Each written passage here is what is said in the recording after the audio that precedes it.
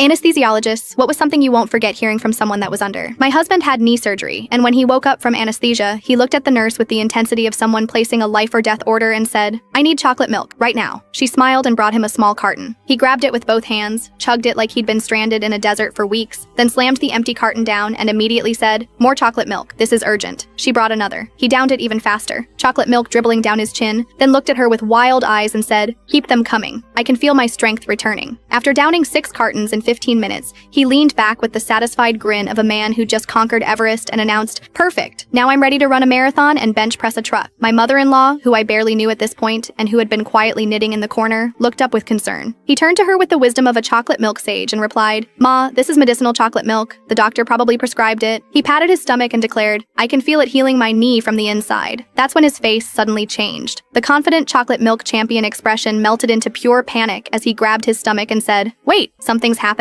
My stomach feels like it's hosting a chocolate milk rave." Before the nurse could ask what was wrong, he gripped the bed rail so hard his knuckles went white and his face turned the color of old cheese. "Oh no," he whispered, eyes wide with terror. "The chocolate milk is staging a rebellion." My mother-in-law set down her knitting and leaned forward with concern, which turned out to be the worst possible timing in human history. That's when it happened. He lurched forward like he was being possessed by a chocolate milk demon and projectile vomited with the force and accuracy of a military-grade chocolate fountain. I'm talking full-pressure, high-velocity chocolate explosion that defied the laws of physics. It hit my mother-in-law square in the chest with a wet splat, completely soaked her pristine white sweater, splattered across her shocked face, and kept going like some kind of unstoppable chocolate tsunami. The chocolate milk vomit coated the wall behind her, painted the window, somehow reached the ceiling, and even managed to hit the poor plant in the corner. My mother-in-law just sat there, absolutely drenched from head to toe, looking like she'd been dunked in a vat of yoo-hoo and then hit by a chocolate milk truck. Warm chocolate milk was literally dripping from her hair, her glasses, her earrings, pooling in her lap and creating a chocolate milk puddle on the floor around her chair. The smell hit immediately. That sickly sweet, warm chocolate milk smell that filled the entire room. Meanwhile, my husband wiped his mouth with the back of his hand, looked around at the chocolate milk disaster zone he'd created, and said with genuine cheerfulness, "Wow,